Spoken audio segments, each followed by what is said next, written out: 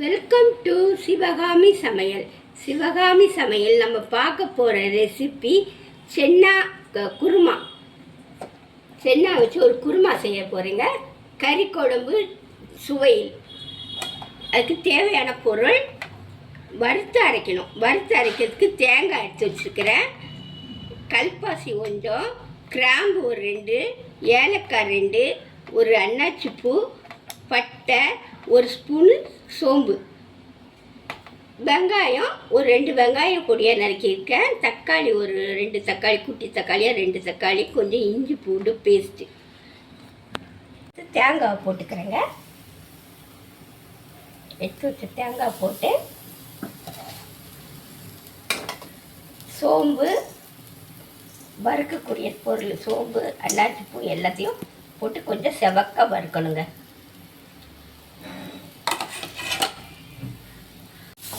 நல்லா கொஞ்சம் செவக்க வறுக்கணும். வறுத்து அரைச்ச சென்னா மசாலா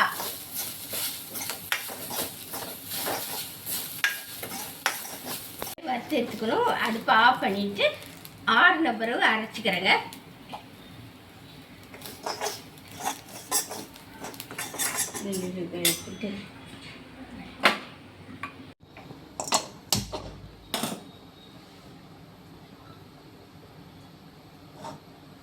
இப்போ அதே அடுப்பை கடாயை வச்சு அடுப்பில் வச்சுருக்கேன். கொஞ்சம் எண்ணெய் ஊற்றிக்கிறேங்க. எண்ணெய் காயட்டும். இப்போ எண்ணெய் காய்ஞ்சிச்சுங்க. ஒரு துண்டு கருவேப்பட்டை போட்டுக்கிறேன். 2 கல்பாசி கொஞ்சம் போட்டுக்கிறேன். கொஞ்சோண்டு சோம்பு போட்டுக்கிறேன். எடுத்து வச்சு கொஞ்சம் சாம்பார் வெங்காயம் அரைச்சி வச்சுருக்கேன், அதை போட்டுக்கிறேன். பெரிய வெங்காயம் நறுக்கி வச்சுருக்கேன், அதையும் போட்டு நல்லா வதக்கணும்.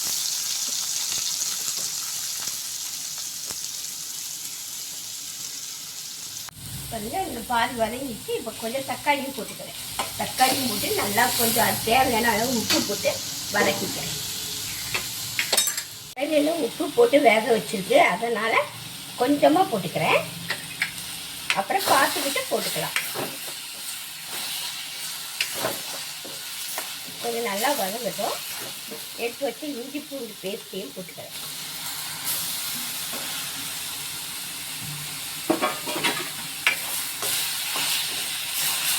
வெங்காயம் தக்காளியெல்லாம் நல்லா வதங்கி இந்த எண்ணெய் பிரிஞ்சு வருது பாருங்கள். இந்த ஸ்டேஜில் நம்ம கடலை எடுத்து வச்சு அதில் கொட்டிடணும்.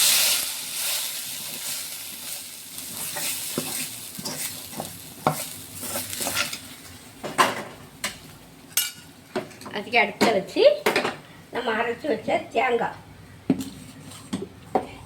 அரைச்சி வச்சு வறுத்து அரைச்ச தேங்காய்,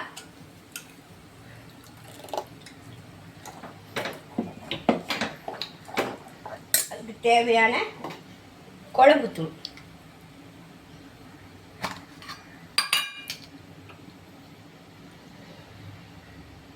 ஒரு ஸ்பூன் போட்டுட்டேன். 1.5 ஸ்பூன் போட்டுருக்கேங்க. பத்தலைன்னா அதுக்கப்புறம் போட்டுக்கலாம்.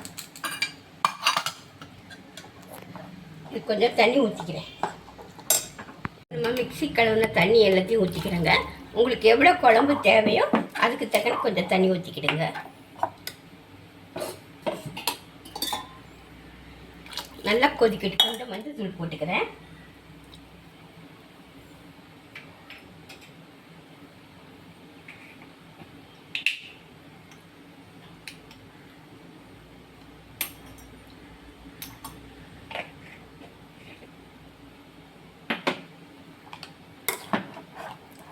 கொஞ்சம் கொதிக்கட்டும்.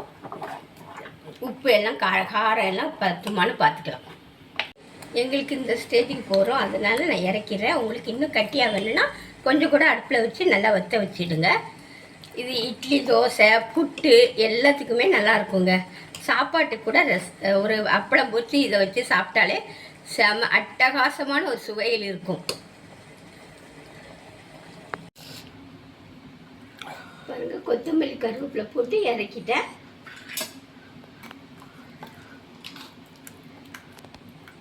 இந்த ரெசிபி உங்களுக்கு பிடிச்சிருந்தா சப்ஸ்கிரைப் பண்ணுங்கள், ஷேர் பண்ணுங்கள், கமெண்ட் பண்ணுங்கள். அடுத்த வீடியோட சந்திக்கின்றேன். நன்றி, வணக்கம்.